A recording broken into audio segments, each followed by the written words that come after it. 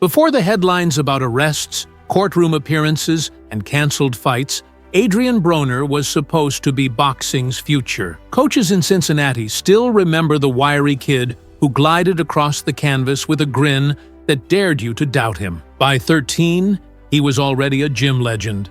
A teenager with lightning hands, uncanny reflexes, and a swagger that made trainers whisper world champion before he'd even laced up regulation gloves.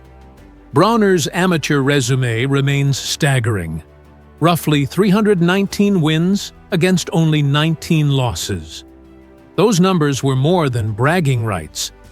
For a boy raised in a tough West Side neighborhood, they were a passport out of poverty. His family didn't have much, but inside the ring he had everything: speed, instincts, charisma. Local promoters talked about him the way older generations once spoke of Sugar Ray Leonard. He wasn't just talented, he had that rare magnetism that makes crowds lean forward before the first bell. Turning professional in 2008 at 18, Broner wasted no time announcing himself. In only his second pro fight, he flattened his opponent in 20 seconds. Commentators replayed the knockout in slow motion, marveling at the blend of power and precision. HBO and Showtime took notice. Floyd Mayweather, then the undefeated king of the sport, did too. Before long, the boxing world was calling Broner the natural heir to Mayweather's throne. The nickname AB about billions captured the mood. Here was a kid who fought with the defensive shoulder roll Floyd perfected, but added a flashier spin. Mid-fight, he smiled at opponents, taunted them, then unleashed combinations so quick they blurred on camera. Between 2011 and 2013, he leapt weight classes with astonishing ease. First the WBO super featherweight title, then lightweight, then welterweight, finally super lightweight. 4 divisions conquered before his 25th birthday. Broadcasters labeled him the next Floyd, and for a time it seemed less prediction than prophecy. Mayweather himself extended a hand, inviting Broner into his inner circle. They trained together, partied together, and posed for photographs like king and crown prince. For fans, it felt like a passing of the torch, but beneath the glitter, a different story was forming, one that would eventually turn promise into cautionary tale. Success came fast, and so did temptation. Broner embraced the spotlight with the appetite of someone determined to live every dream at once. He arrived at press conferences draped in designer brands, diamond-studded grills flashing under the lights. Rappers escorted him to the ring. Lil Wayne performed live as Broner danced down the aisle. Instagram became his stage. He posted stacks of cash, luxury cars, and late-night antics that blurred the line between prizefighter and hip-hop star. The act worked. Fans either loved him or loved to hate him, but everyone watched. Yet fame is a demanding trainer, and discipline began to erode. Nights out stretched later. Sparring sessions started later, or not at all. Weight ballooned between bouts, forcing frantic, unhealthy cuts before weigh-ins. Coach Mike Stafford often had to chase his fighter down just to keep camp on schedule. Those close to Broner sensed trouble. He was winning, but he was also courting disaster. By late 2013, the illusion of invincibility still held, but cracks were visible. He believed raw talent could cover any lapse in preparation. "I'm not here to be like Floyd," he boasted. "I'm here to be better than Floyd." It was a bold line, and perhaps the first sign of how far the persona of about billions had drifted from the hungry kid who once shadowboxed under the flicker of a single gym light. Reality finally caught up on December 14, 2013. That night, in a San Antonio arena thick with expectation, Broner defended his WBA welterweight title against Argentina's Marcos Maidana. The matchup was supposed to be a showcase, a coronation for the self-proclaimed next Mayweather. Instead, it became the fight that changed everything. From the opening bell, Maidana bullied forward with heavy hands and zero respect for Broner's flash. In the second round, a looping left hook sent the champion sprawling to the canvas for the first time in his career. The crowd roared, and the memes practically wrote themselves. Broner climbed up, shook it off, but the rhythm was gone. He was dropped again in the eighth, this time with panic in his eyes. By the final bell, the decision was obvious. Maidana by unanimous points.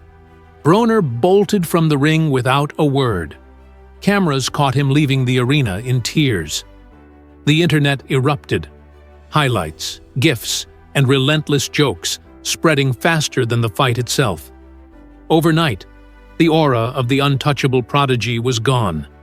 He was still a four-division champion, but the myth had cracked, and with it, the discipline holding his career together. That single defeat didn't just blemish a record. It exposed the gap between potential and preparation. And for Adrien Broner, that gap was about to widen into a chasm. The Maidana loss did more than cost Adrien Broner a belt. It pierced the armor of invincibility he had carefully built around himself. Inside the ring, he was humbled, and outside it, the consequences spread quickly. Fans who once praised his bravado began to question his discipline. Promoters who had bet on his future noticed the difference too. But instead of regrouping, Broner leaned further into the persona that had made him famous. The partying intensified. Training camps became unpredictable. He would show up late or skip them altogether, sometimes spending entire nights in clubs before a scheduled sparring session. His natural gifts were still dazzling, but the commitment behind them was fading. Trainers warned him, friends pleaded with him, but the man who once demanded respect for his work ethic now brushed off concerns with a smile and another flashy post on Instagram. Then came the legal troubles. What began as tabloid gossip turned into a pattern that overshadowed his fights. There were assault charges after a bowling alley dispute, accusations of robbery, repeated DUI arrests. Each court appearance drew as much attention as his next scheduled bout. Photographs of him in handcuffs started to circulate as often as images of him in gloves. Reporters began to describe him less as a champion and more as a cautionary tale. Financial cracks followed. For years, Broner flaunted a lifestyle meant to rival the rap stars who walked him to the ring: Rolls-Royces, Ferraris, diamond watches, homes with marble floors, and garages full of exotic cars. But as the frequency of fights slowed and legal fees mounted, the steady flow of prize money shrank. In one courtroom, he claimed he had only $13 to his name, a statement that stunned observers who remembered him tossing stacks of cash at shopping malls like party favors. When asked about videos showing him with piles of money, he shrugged and said he had rich friends. The judge was not amused and briefly jailed him for contempt. Meanwhile, the ring offered fewer chances for redemption. Broner still possessed speed and skill, but inconsistency and lack of preparation began to define his performances. He fought well-known names: Mikey Garcia in 2017, Manny Pacquiao in 2019, but each time he looked flat, as if he were waiting for brilliance to appear by itself. After the Pacquiao fight, he famously insisted, "I beat him," a claim so disconnected from the lopsided scorecards that commentators paused in disbelief. What once came across as confidence now felt like denial. The public unraveling grew more painful on social media. Live streams showed him drinking heavily, ranting about betrayal, sometimes in tears. In one video, he admitted, "I don't even know who I am anymore." Another post read, "I don't got nobody, not even my day ones. When you broke, they ghost." These were not the boasts of a self-styled billionaire. They were the words of a man feeling abandoned and unsure how to stop the slide. Even those closest to him began to keep their distance. Floyd Mayweather, once the mentor and older brother figure, quietly stepped back. Trainers spoke of trying to arrange interventions and mental health treatment, but Broner resisted, often returning to clubs and chaotic nights only days after promising change. His once thriving entourage thinned to a handful of acquaintances. The boy who had once electrified arenas now spent long stretches alone, posting cryptic messages to fans who no longer knew how to help. His role as a father became another source of strain. Broner has several children by multiple women and at first proudly displayed them in videos and birthday posts, calling them his motivation. But as his troubles mounted, accusations of absentee parenting and missed child support payments surfaced. In a rare moment of clarity, he admitted on a live stream, "I love them, man, but it's hard. I'm trying to fix myself before I can be a good father." It was a sentence that landed harder than any punch he had ever thrown. By his early 30s, Adrien Broner had gone from the sport's brightest prospect to its most public warning. He still signed comeback deals, like a 3-fight contract in 2023, but only managed one bout against a lower-tier opponent. And even that win lacked spark. Promoters grew wary, calling him high-risk and low-reward. Sponsors disappeared. The boxing world moved on to younger names, while Broner drifted in and out of headlines for all the wrong reasons. The man once touted as the next Floyd Mayweather now found himself overshadowed by social media influencers fighting exhibition matches. Networks that once chased his signature barely returned his calls. When fans discussed him at all, it was usually with a mix of sadness and disbelief. How could someone so gifted fall so far, so fast? Broner still talks about one more big payday, one more night under the bright lights. He trains sporadically and uploads workout clips as if to prove the dream remains alive. But the reflexes are slower, the footwork less sharp, and the audience no longer believes. Where there was once excitement, there is now only curiosity tinged with pity. This is the paradox of Adrien Broner's story. The talent that made him famous has never completely vanished. Even in recent fights, flashes of brilliance appear. A perfectly timed counter, a slick defensive move reminiscent of his youth. But brilliance without discipline cannot sustain a career, and discipline was the first thing fame took from him. By his mid-30s, Adrien Broner had lived several lifetimes. Phenom, champion, celebrity, cautionary tale. The fortune that once seemed limitless had thinned to a rumor. Court documents revealed unpaid taxes and properties edging toward foreclosure. Cars that once gleamed in neon wraps were repossessed or quietly sold. Behind the swagger, lawyers and creditors kept score more accurately than any ringside judge. When he faced a judge in 2020 and declared he had only $13 in his bank account, the claim sounded absurd, yet it symbolized how far he had fallen. He was asked about the cash stacks he still flaunted online. His answer, "I have rich friends," only deepened the sense that the persona of about billions had become a mask for an increasingly fragile reality. It was no longer showmanship, it was survival. The fight schedule slowed to a trickle. Deals announced with fanfare evaporated into postponed dates and broken promises. A 3-fight comeback contract in 2023 produced only one uninspired win against a second-tier opponent. Promoters began to see him as a high-risk gamble, still talented enough to trouble a prospect, but too unpredictable to anchor a major card. Networks stopped calling. Sponsors moved on to safer, younger attractions, including influencers who turned spectacle into easy pay-per-views. For a man once hailed as Mayweather's heir, the silence was deafening. Social media, once his megaphone, turned into a window on his pain.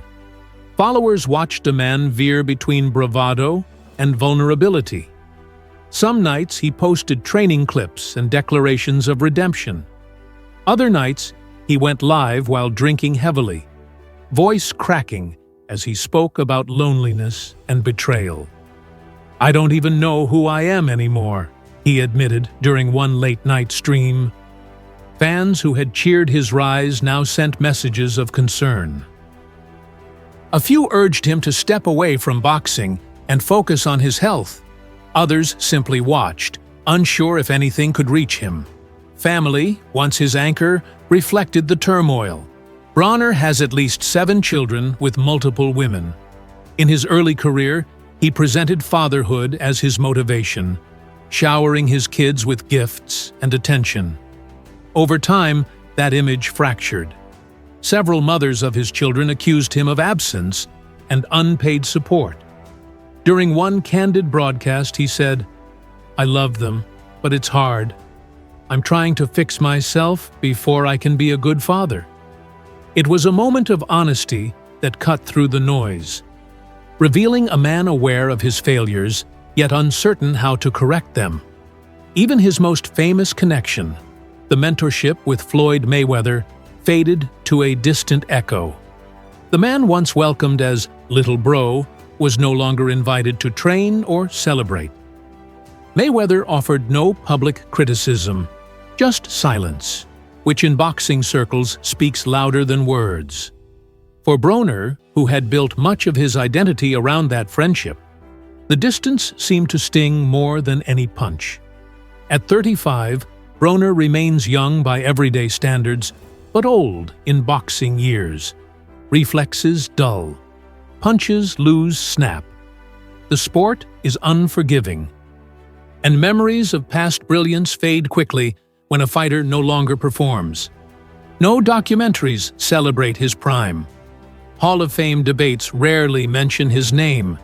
He is not hated, not even truly pitied. He is simply forgotten, a startling fate for someone once projected as a generational star. Yet the story is not finished.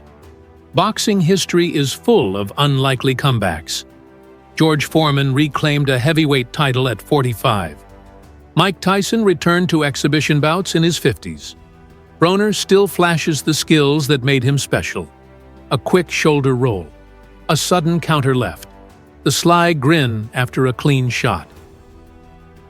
Those moments suggest the spark has not completely died, only dimmed beneath layers of chaos and regret. Whether he can, or even wants to, turn that spark into redemption is the unanswered question. In rare interviews, he talks about peace more than belts. "I just want to chill with my kids and know I did something great," he said recently. Perhaps greatness, for him, no longer means championships or pay-per-views. Perhaps it means stability, sobriety, and presence, the things he struggled to hold while chasing fame. Adrien Broner's journey is a cautionary tale, but also a reminder of the thin line between triumph and collapse.